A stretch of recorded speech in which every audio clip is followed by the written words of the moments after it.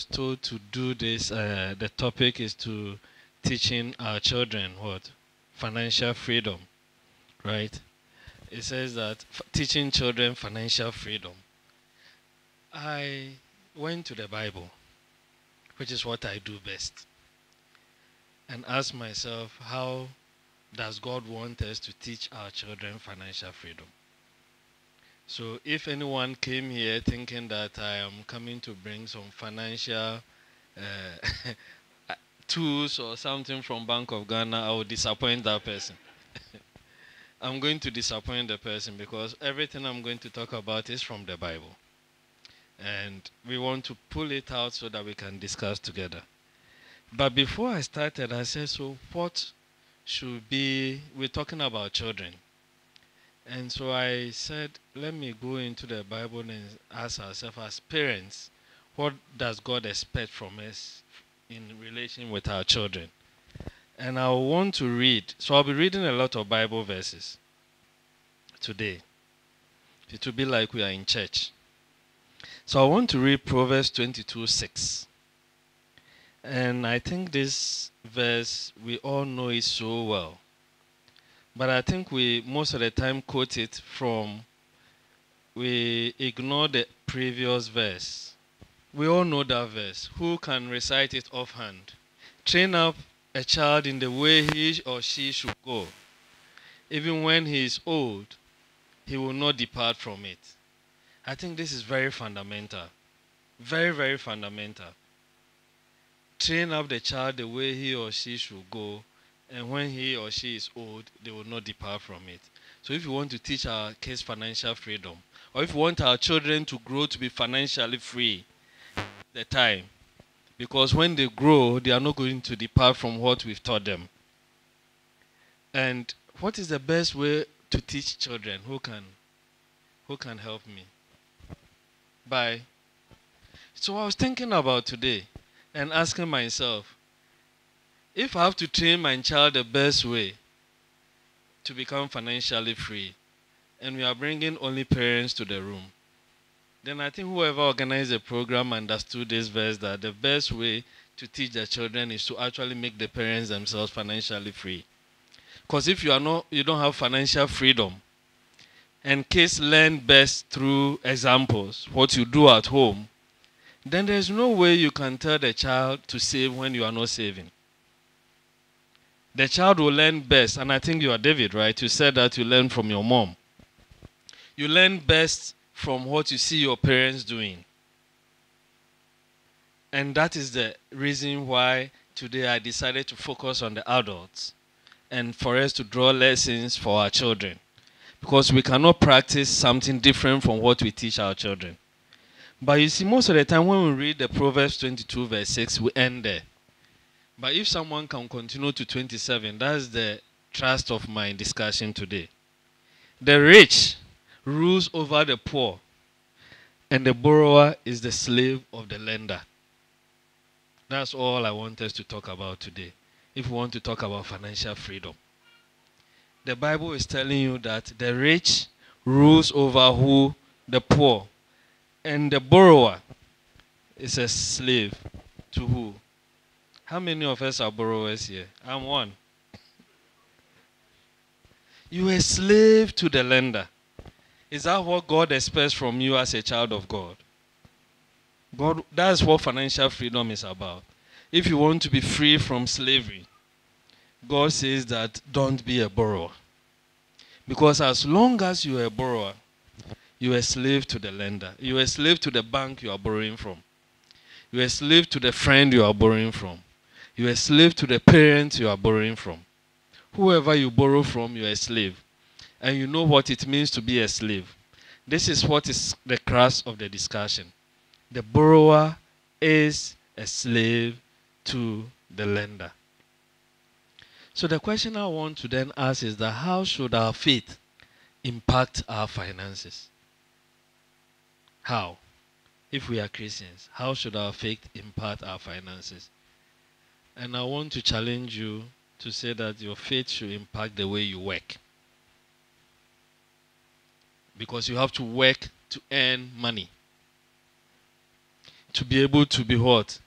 A lender, but not a what? A borrower. Because if a borrower has to be a slave to the lender, then I think that we have to belong to the side of lending, not borrowing. And that should be our goal. If we want our children to be free financially, then we should train our children to be lenders and not borrowers.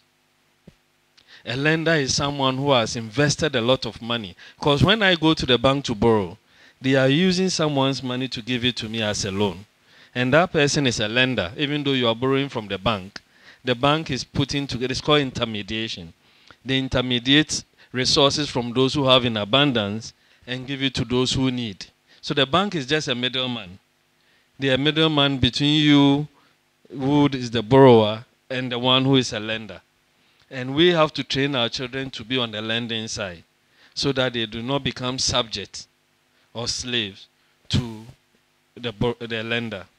So our faith should impart our work to be able to earn money. Our faith should also impart our spending and our lifestyle. I heard some subtle statements saying that, oh, we have to save, but we do not have enough to save. That's pushing the can down the road. You cannot say you do not have enough to save. If you have to live within your means, then you should have enough to save. If you don't have enough to save, then you have to check your lifestyle. You have to check your finances, your spending. I'm going to be a bit tough, but I think that's what you want to hear. Your faith should impact your borrowing and your debt level. If you're a borrower and you become a slave, do you think God wants you to be in debt? As a Christian, it is not important. It's not really nice to be in debt. That's what financial freedom is about, not being in debt. Because if you are in debt, someone else controls your life. And if that person is not a Christian, can you imagine the conflict that will come between your faith and what that person demands from you?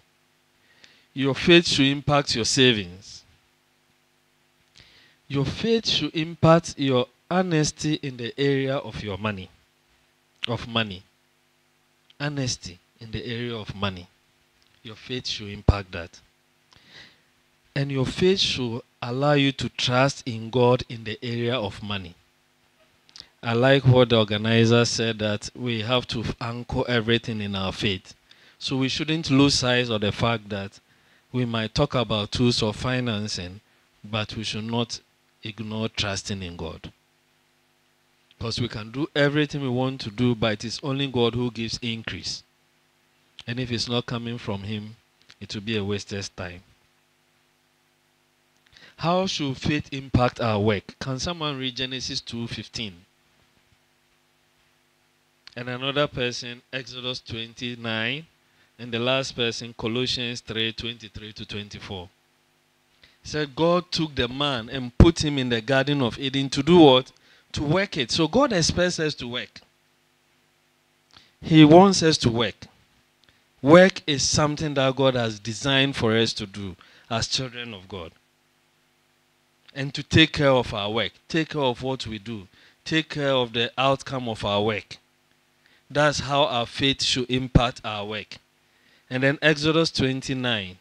So you see God's perspective on work. He expects us to work 6 days.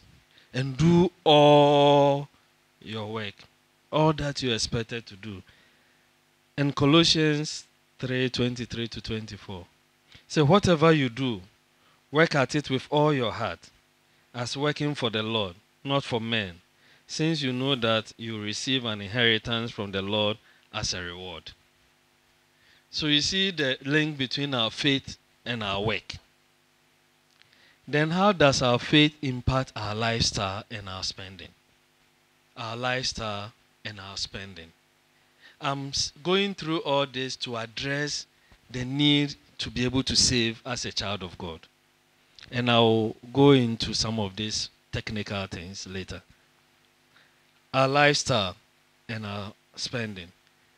In Hebrews 13 verse 5, the Bible says that keep your lives free from the love of money and be content with what you have.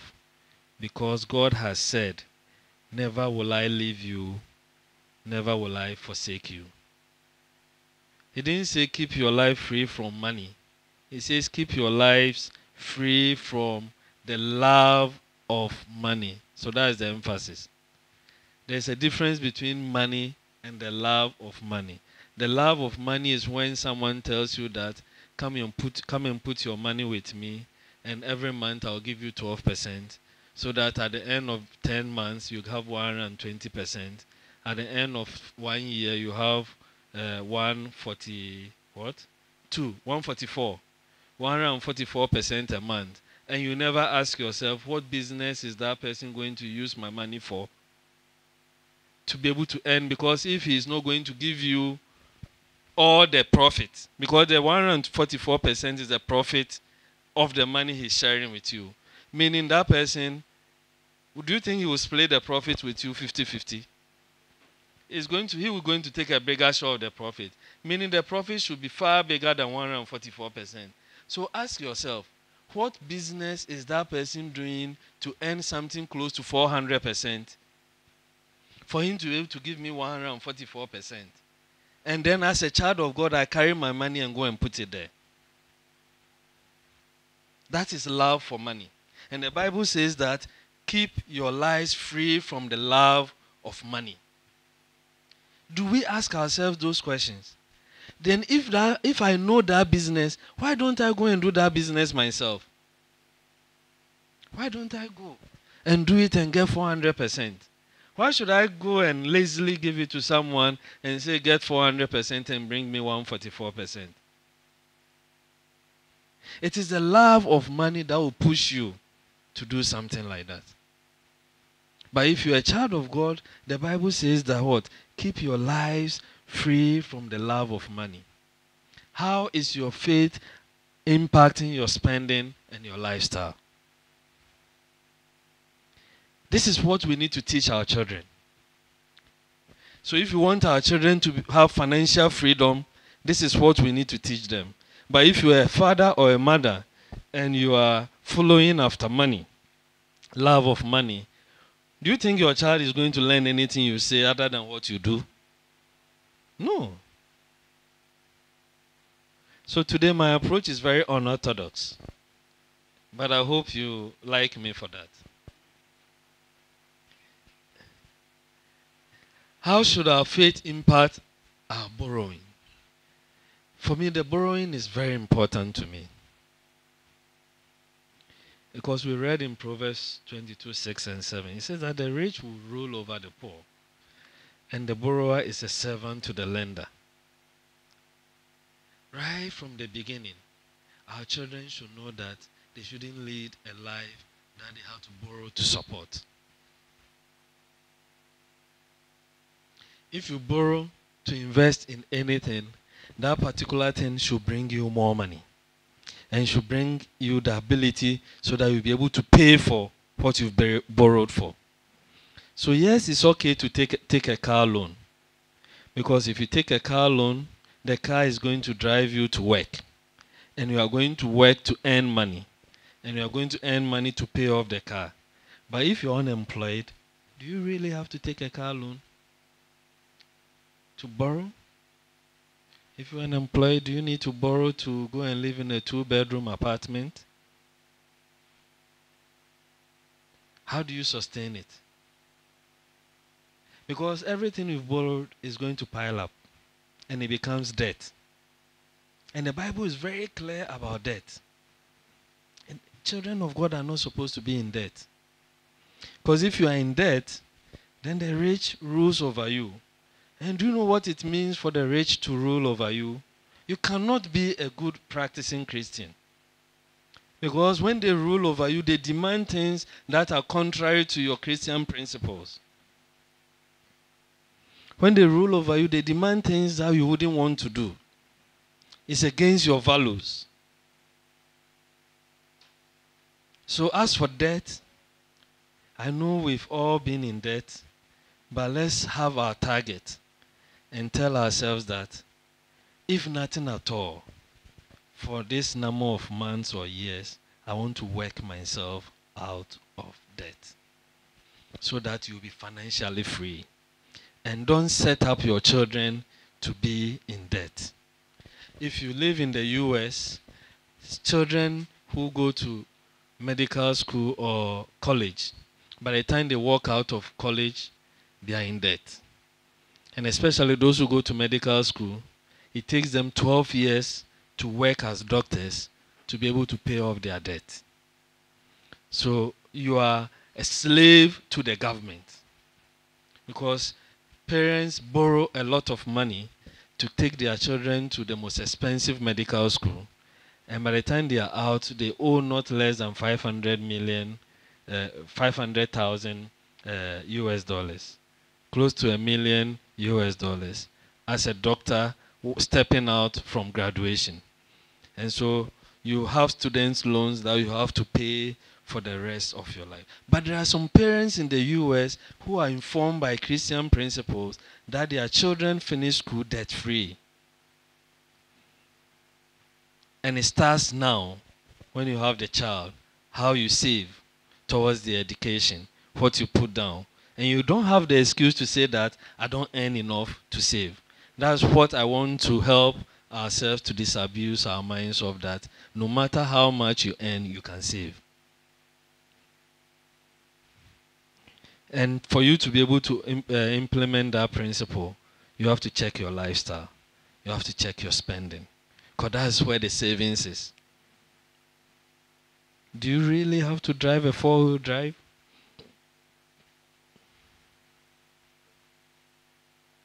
Hello?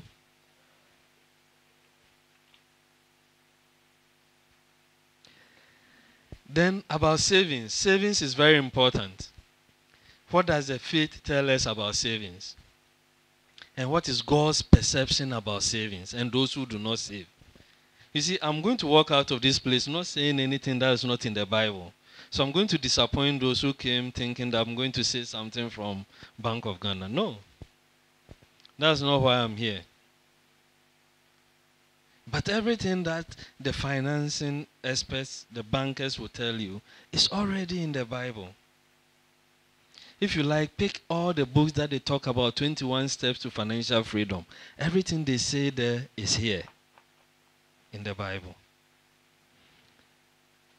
Can someone read Proverbs 21:20? I don't want to be the one reading this. I want someone to read it. It's about savings, the impact of our faith on our savings. It says that in the house of the wise are stores of choice food and oil, but a foolish man devours all he has. This is coming from the Bible. And the Bible used words to describe both of them. One is wise and one is what? Foolish. He said that in the house of the wise, there is what? Stores of what? Choice food. Money has been defined as what? The store of value. If you did economics in Form 3, that's one of the things you will learn. Medium of exchange, but it's also a store of value. That's when one of the forms of storing our wealth. And he said that in the house of the wise are stores of choice food and oil. In our modern world, do you really need to store oil? It's money. So let's interpret it. In the house of the wise, there is what? Huge savings. But a foolish man devours all he has. So what does the Bible tell us about savings? If you're a Christian and you are leading your life without savings, the Bible has described you. That's why I didn't want to be the one to read that verse. Before someone misquotes me. It's here in the Bible. If you come to your house and there is no store of value, of wealth, you are not being wise as a child of God. Because God expects us as children of God to have what? Stores of what? Choice food and oil in our house. But if you devour everything you have, you are not being wise. So can we go back to the point where we say that we don't have enough to save? Are we really being wise? How do we teach our children this? Are we teaching our children to begin to start putting things aside, to begin to start savings, to begin to start managing their needs and wants and desires?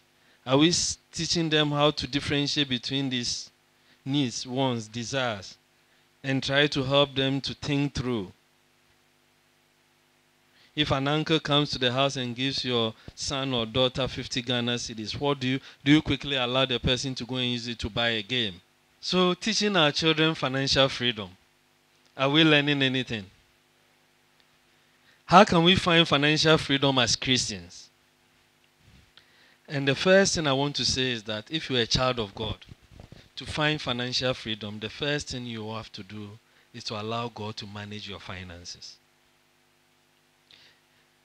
We are all stewards.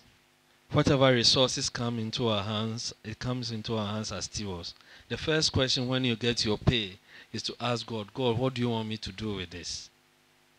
If you believe you are a steward, some people don't. They believe that they worked hard and earned it. But if you are amongst those who believe that you worked hard and earned it, I want you to go and read Deuteronomy chapter 8.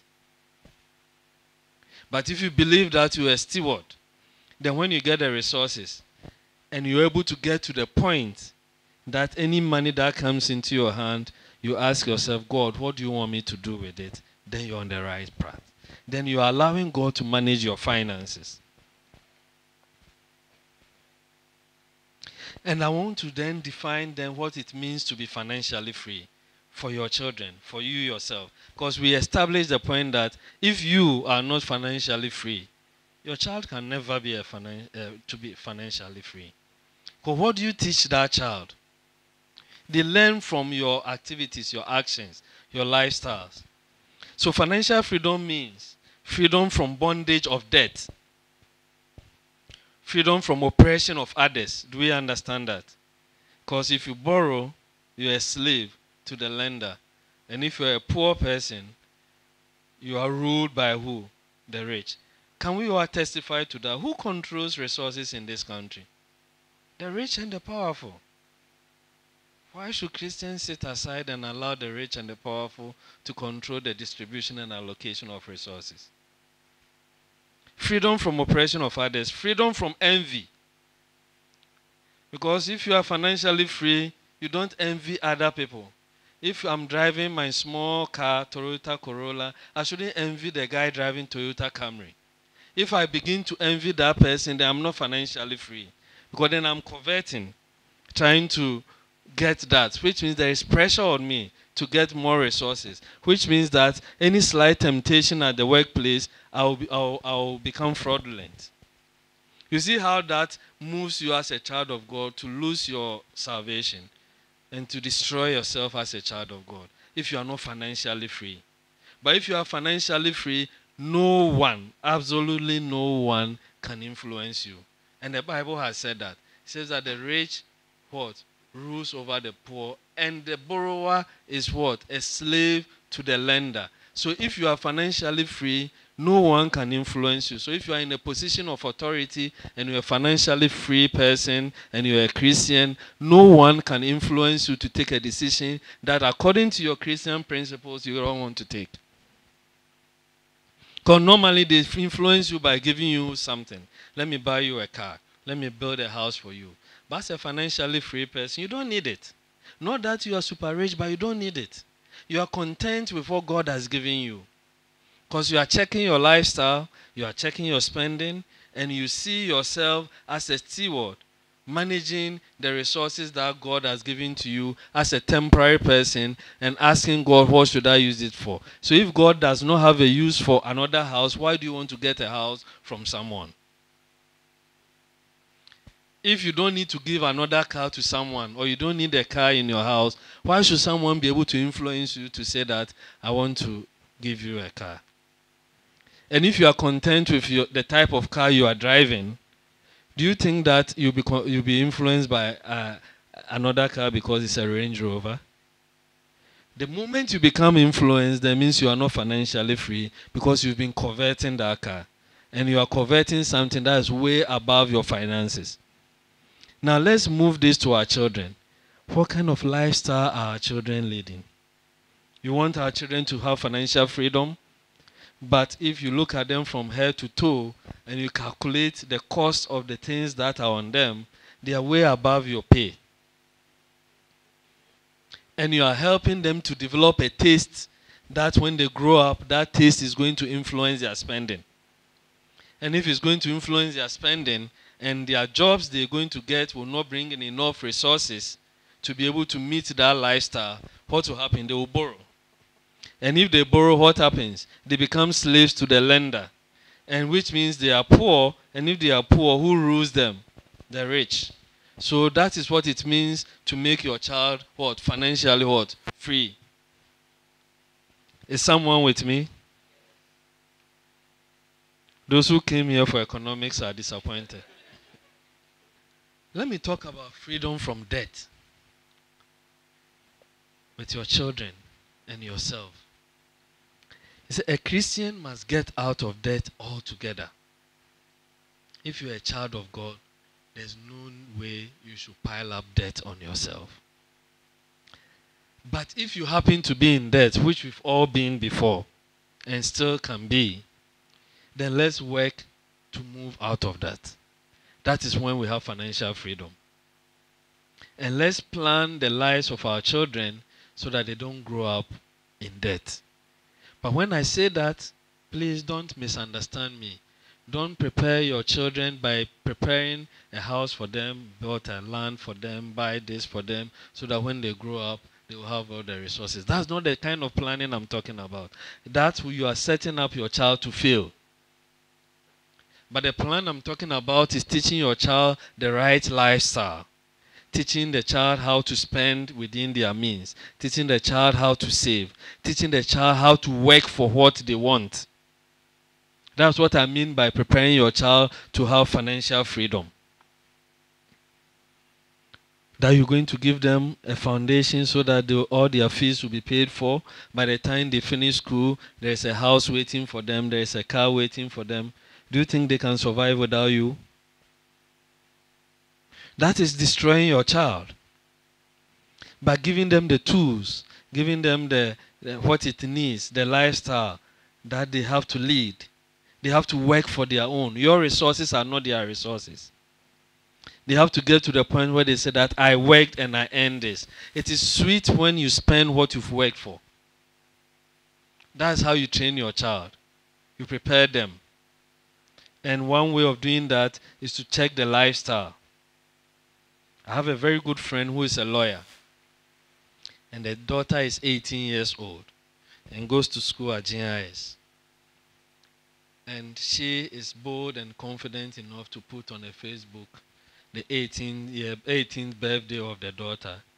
When the child woke up in the morning, before going to school, she had a velvet champagne with all the gifts lined up in the room, and they videoed everything. And then the mother walked there out, and then there was a brand new car sitting there waiting for an 18-year-old girl.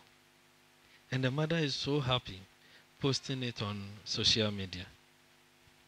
What do you think this child is going to grow up to be?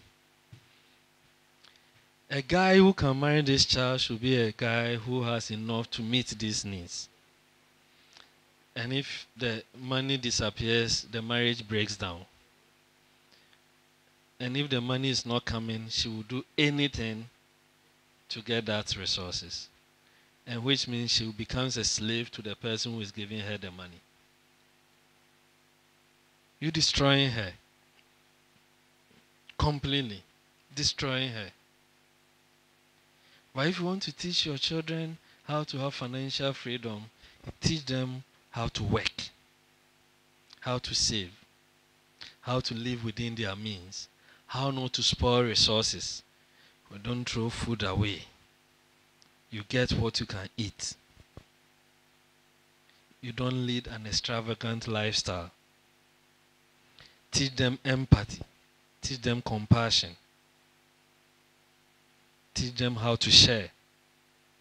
That's how you prepare your children to have financial freedom. So, debt is when I wanted to define debt for you so that if there is any avoidance of doubt and you think that you are not in debt, When you have a payment that is past due, and it could be past due in terms of money, but debt is not only money. It could be goods, it could be services. If it is past due, if you come to me and say that, can I have 50 Ghana cedis, I'll give it to you next week Monday. On Tuesday you are in debt. Up to Monday you are not in debt. But on Tuesday morning you are in debt. You owe me. And it is past due. You've broken your promise. And that's what we have in our banks. A lot of businessmen have gone to borrow money to do business, and they are not paying the banks. And the banks have then classified their loans as what we call non-performing loans. And if they are non-performing loans, the central bank, if it stays there for a while, will go there and tell you to provide for it. Meaning, take part of your profit and your capital to provide for it. And once you do that, you'll be dwindling your profit and your capital. And once your capital comes down, central bank will come again to say that we don't think you have enough capital to do this kind of business. So your business will be closed down.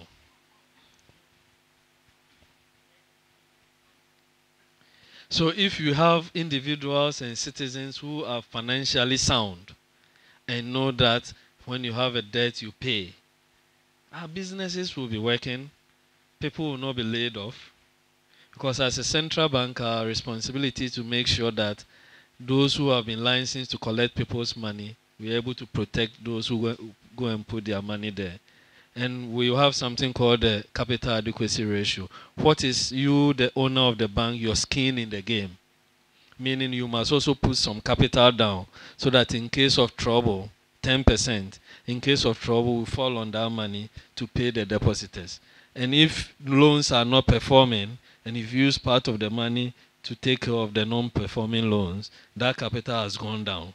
And it's so too small for me to allow you to be able to go out there to collect people's money. So you no longer can be a bank. That's the simplest definition of what is going on. Because if I continue to allow you to be a bank, one day you will get up and walk to the place and there is no money. And if there is no money, you say that someone was paid with taxpayers' money to ensure that my money is safe. So what did that person do? So what will cure this country is to get people to be sincere and financially free so that we don't accumulate debt.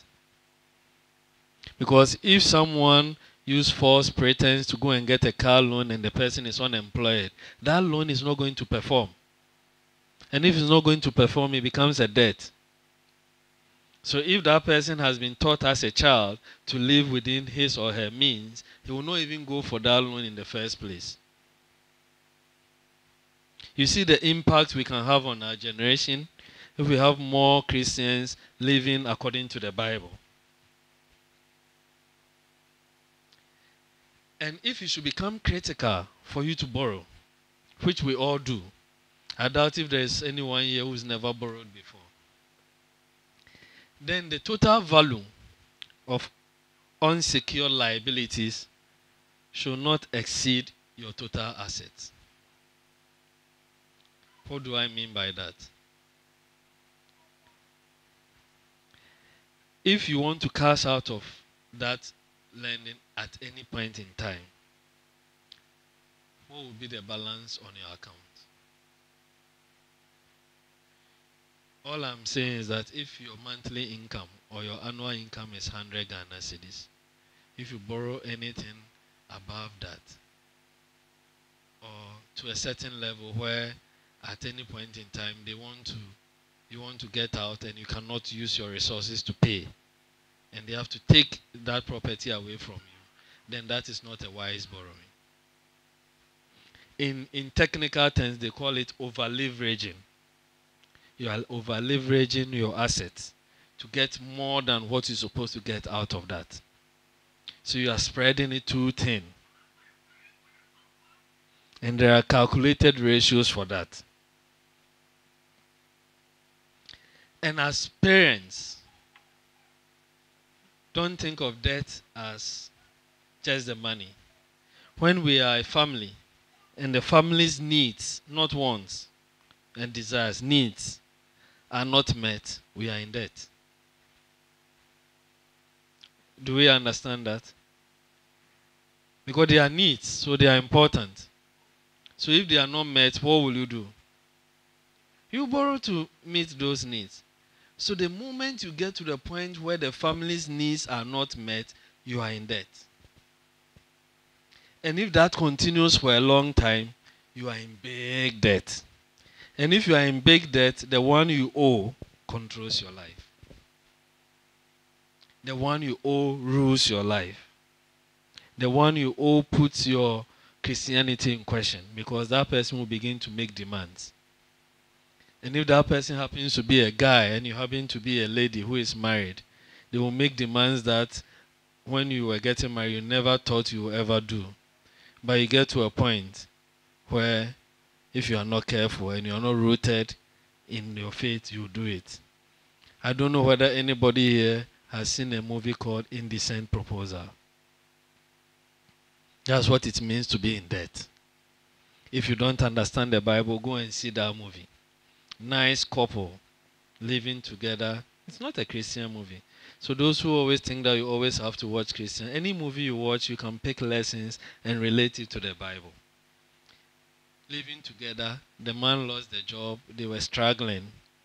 And then someone who has been eyeing the lady for a long time, knowing very well that the man needed money, called the lady, we didn't even hide it, and said, listen, go and tell your husband, I'm putting $1 million on the table. Just spend one night with me and take it. The lady almost slapped him.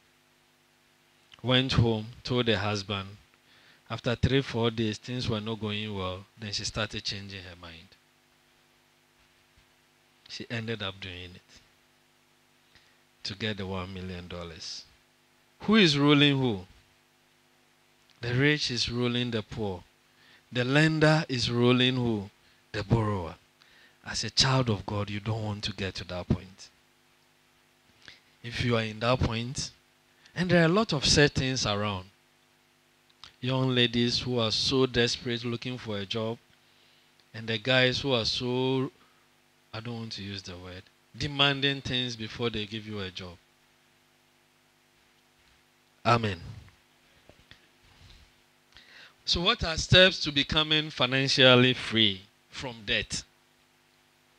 First, always have a written plan as a couple with your children, and start teaching them from the beginning to have a written plan. Don't do things ad hoc. There must always be a plan. It has to be intentional. Nothing should be done without thinking about it. It is absolutely necessary to have a plan. It is absolutely necessary to have a discussion with your children, your wife, husband, and children. Sit down and have a table with 3 columns for each one. Let everybody be able to identify what their needs are, what their wants are, and what their desires are. Teach the children to learn that right from now. To be able to look at things around them and differentiate what are needs, what are wants, and what are desires. And if you do that, you'll be able to cut a lot of spending, and then you always have money to save. You can read 1 John chapter 2, verse 15 to 16. If someone can open that. 1 John chapter 2, verse 15 to 16. Amen. It spells it out clearly. What do we love? What do we want? What do we need? What are our desires? What influences them? Your lifestyle. So for me, I will not accept the excuse that I don't have enough money to save. If you follow this verse and you practice it as a child of God, you know that there are certain things. Listen, I'll tell you a story.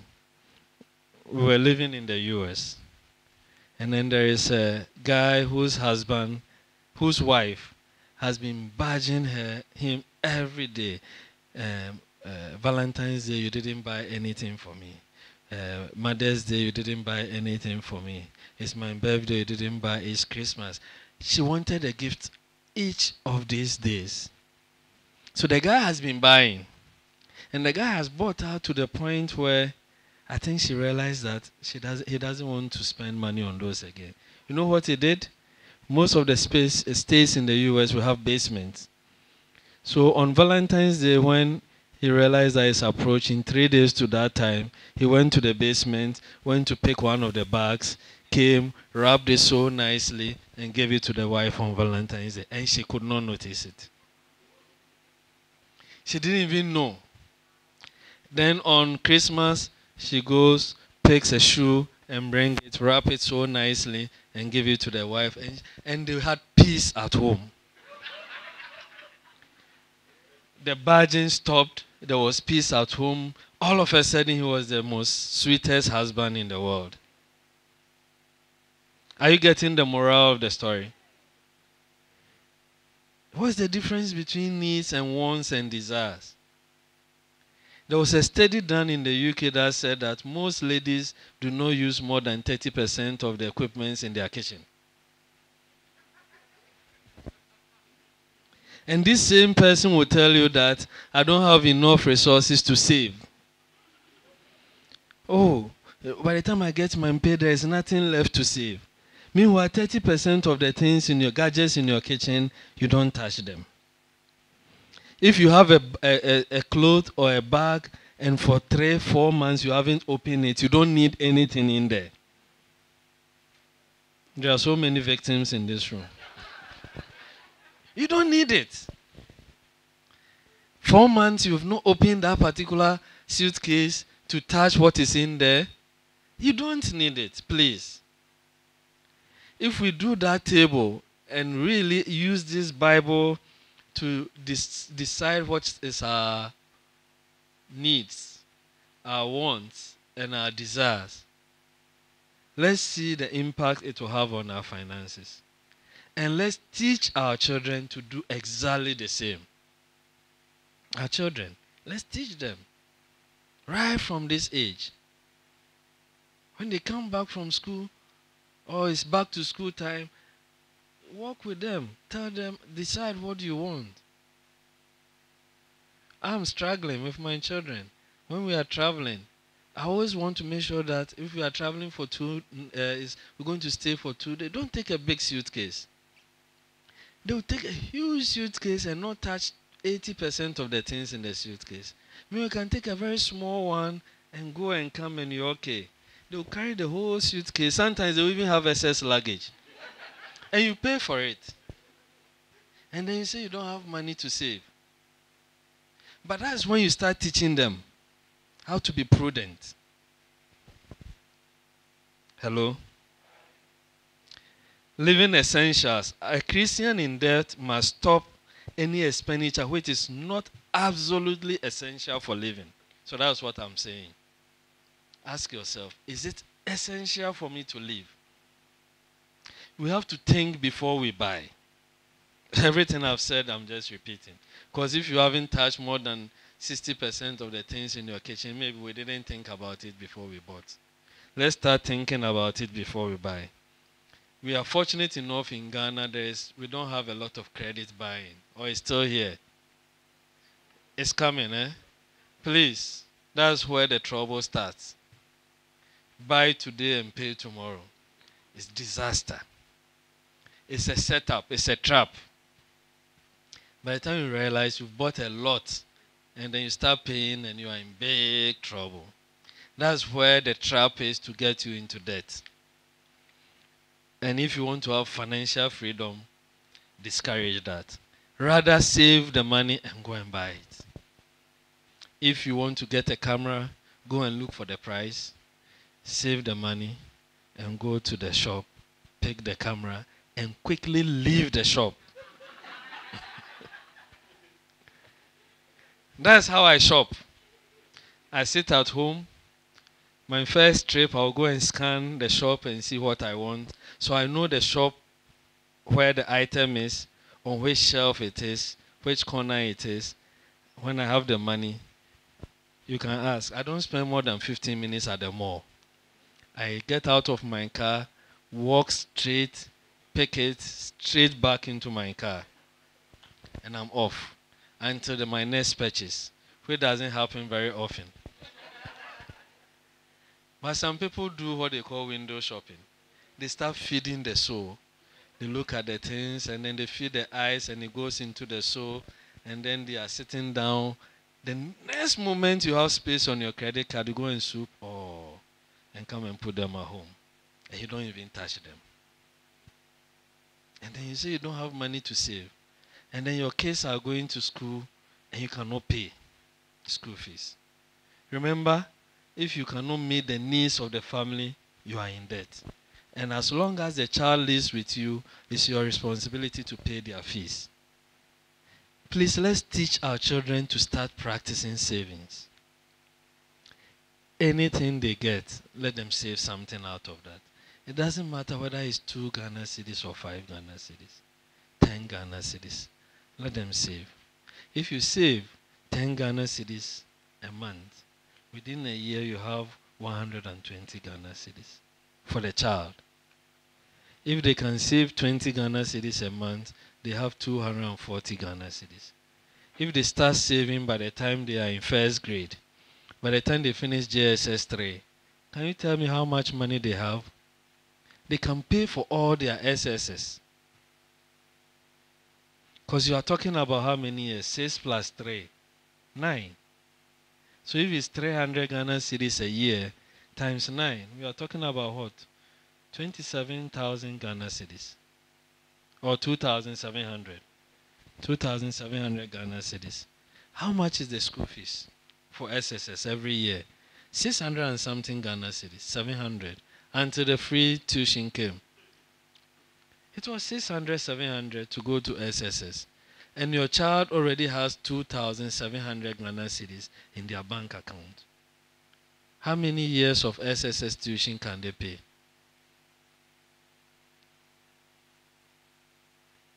So there's nothing that is too small. But I will also emphasize that as you teach them how to save, also teach them how to tithe. Because everything we do is blessed by God. And we know the blessings that come from tithing. There's so much controversy about tithing, but I still believe in it. So teach them how to do that. And then let us avoid indulgence. And let's start with our children. Let's teach our children not to indulge themselves. Let's teach them to live within their means. If you want to set a boundary for indulgence, to know that you are not indulging yourselves. If you want to set a boundary within which you want to lead your lifestyle as adults, to know that you are not indulging yourself. Let's look at, can I get 2 people? Someone will read Luke chapter 9 verse 23 and another person John 6:27.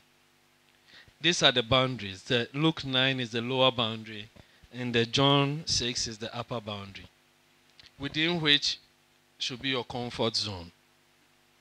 Luke chapter 9 verse 23. And then John 6:27. Yes. Deny yourself, your lifestyle. Deny yourself. Get the minimum. Your lifestyle should be consistent with what Christ expects from you. And take up your cross and follow him. That is what God expects from us as children of God. Then John 6:27. On the lower part, deny yourself. On the other part, when you're working hard, your focus shouldn't be on what? Things that perish. So if you want to have a lifestyle that will give you freedom from debt, freedom from financial difficulties, your lifestyle should fall within this. Can we all check our lifestyles and ask ourselves whether we are in this range? What motivates our financing? What motivates how we look for money?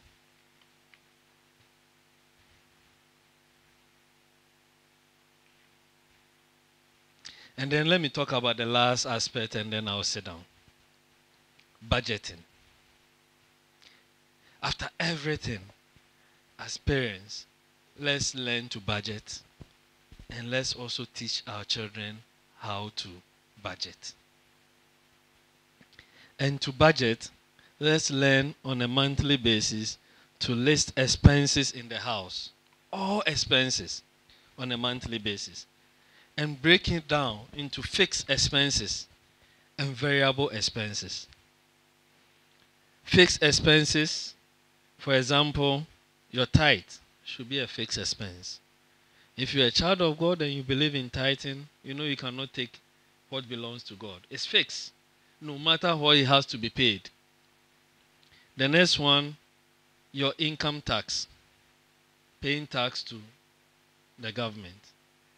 The other time I was telling someone, when they tried Jesus, wanted to test him, should they give money to the Romans? What did he tell them? He said, give to Caesar what belongs to Caesar and give to God what belongs to God.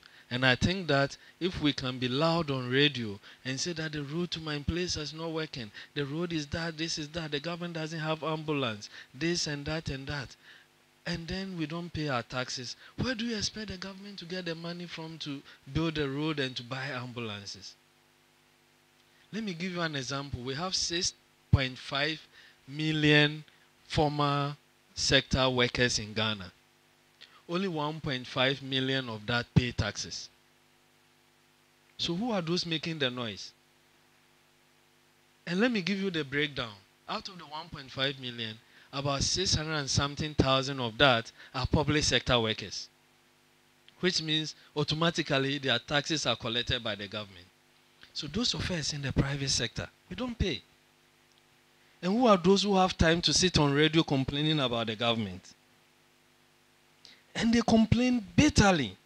And the first sentence they use is that this is our taxpayers' money. You and who? You and whose money?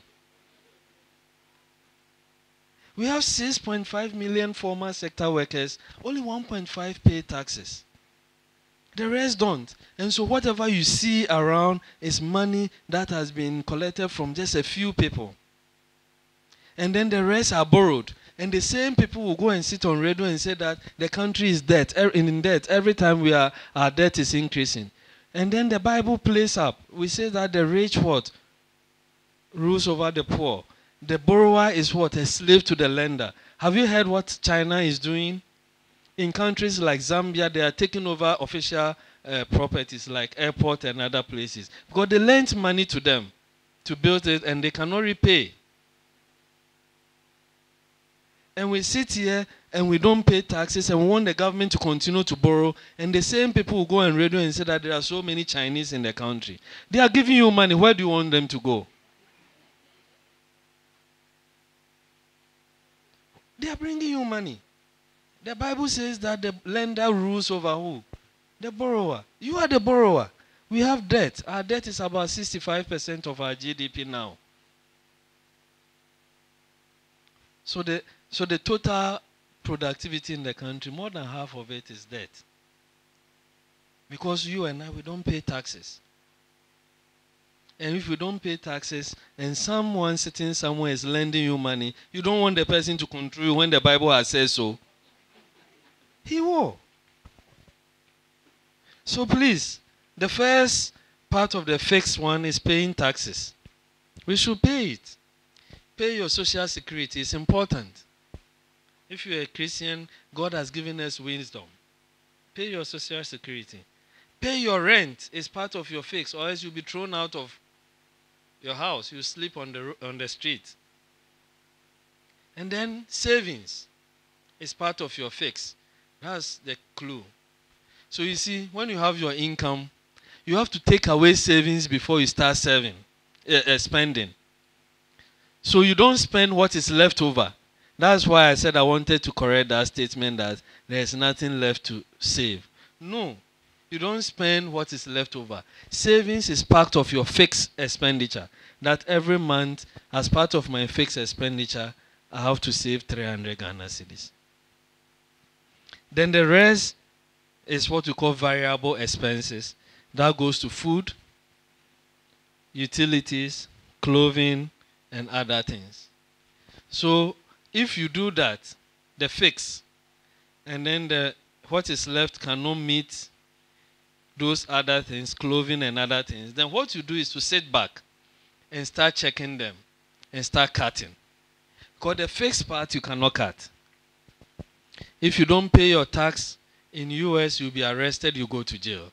And I think they should start doing that in Ghana. If you don't pay your rent, you'll be thrown out. If you don't pay your tithe, you know the relationship between you and God. So which one can you cut there?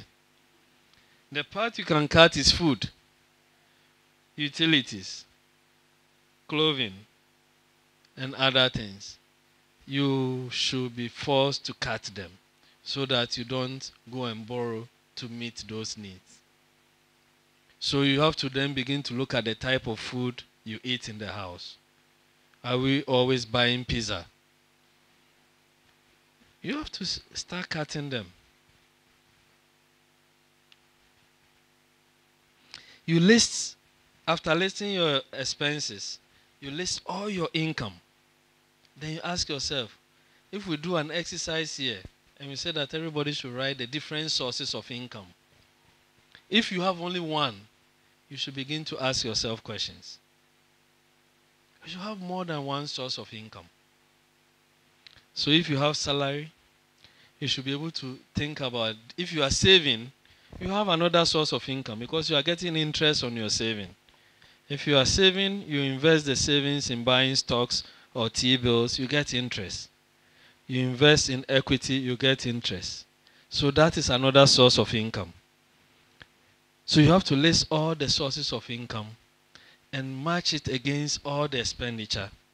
And when there is a gap, the only place you go to cut is the variable part that we have discussed. And that is what we need to do. And that is what we need to teach our children, to have financial freedom by budgeting, by living within their means, by teaching them these specific principles. So I did not come here to talk about 21 steps to financial freedom. I came here to take you back to the Bible to tell you how to lead your life financially free. Let me give you some examples. Your rent, or if you've bought a house, your mortgage shouldn't take more than 30% of your income. If you are spending more than 30% on your income, on rent or your mortgage, then you are not living within your means. Then that's where you need to then ask yourself, maybe we need to regroup. Sit down and have a very honest discussion with your family and say that maybe we need a different house. We need to rent a different place. If you spend more than 15% of your income on food, you need to go back to the table and start having a discussion at home. If you are spending about 10% on paying debt, you are in trouble. You are not going to be sustainable. Someone is going to control your life. If you are spending about 7% of your income on, more than 7% of your income on recreation or entertainment, check it. Realign them.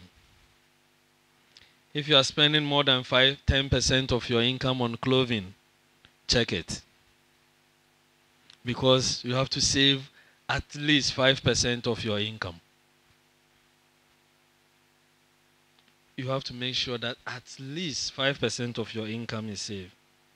And you have to also make sure that at least you put 5% of your income aside for medical emergencies. You don't know when it will occur. And if you're able to go through all this, you will realize and you begin to see that you are free. You are not under stress financially. Your life is beginning to have a meaning. You are not stressed. You get up in fact, that alone will not make you fall sick. Because the stress of where the next money is going to come from, that alone makes us sick all the time. In fact, those companies or institutions that have clinic at the same time, around payday, when you go to the clinic, we don't have people there. The place is empty. But when you are halfway through the month, you go there in the morning, the place is filled up. Everybody is sick.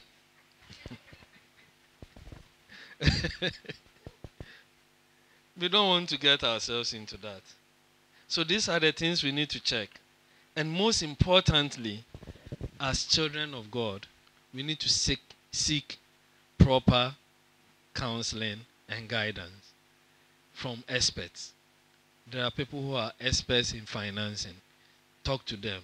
Unfortunately, we have most of them in the church. Talk to them. Help them. Talk to them to help you to plan your finances.